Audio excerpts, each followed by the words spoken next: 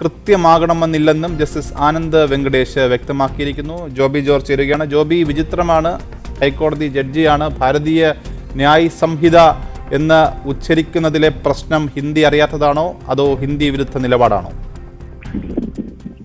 Justice Anand Venkatesh വാർത്തകളിൽ എപ്പോഴും നിറഞ്ഞു നിൽക്കുന്ന ഒരു ജഡ്ജിയാണ്. നമുക്കറിയാവുന്നതുപോലെ അടുത്തിടെ DMK മന്ത്രിമാർക്കെതിരായ അവരെ വെറുതെ വിട്ട നടപടിക്കെതിരെ സ്വമേധയാ പുനഃപരിശോധന നടപടി തുടങ്ങി ശ്രദ്ധേയനായ ജഡ്ജിയാണ്. ഇതുപോലെയുള്ള ജഡ്ജിമാർ ഉള്ളതോർത്ത് ദൈവത്തിന് നന്ദി പറയുന്നുവെന്ന് സുപ്രീം കോടതി ചീഫ് ജസ്റ്റിസ് തന്നെ ഇദ്ദേഹത്തെ പ്രശംസിച്ച് ഏതാനും ആഴ്ചകൾക്ക് മുൻപാണ് പറഞ്ഞത്.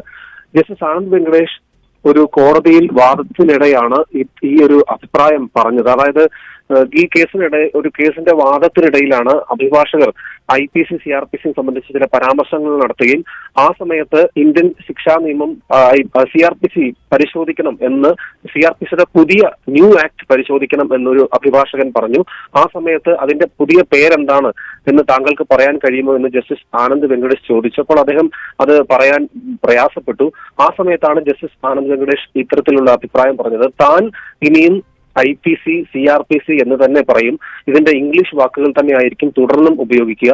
ഇതിന്റെ ഹിന്ദി വാക്കുകൾ താൻ പറയാൻ ഉദ്ദേശിക്കുന്നില്ല. തനിക്ക് ഹിന്ദി അറിയില്ല, തനിക്ക് തന്റെ ഹിന്ദി ഉച്ചാരണം കൃത്യമാകണമെന്നില്ല. അതുകൊണ്ട് ഇംഗ്ലീഷിൽ തന്നെ താൻ ഇനിയും പറയും. അഭിഭാഷകർക്കും സർക്കാർ ജീവനക്കാർക്ക് പോലും ഈ ഭാരതീയ ന്യായ സംഹിത, ഭാരതീയ നാഗരിക സുരക്ഷാ സംഹിത എന്നൊക്കെ പറയാൻ പ്രയാസമാണ് എന്നുള്ള രീതിയിലുള്ള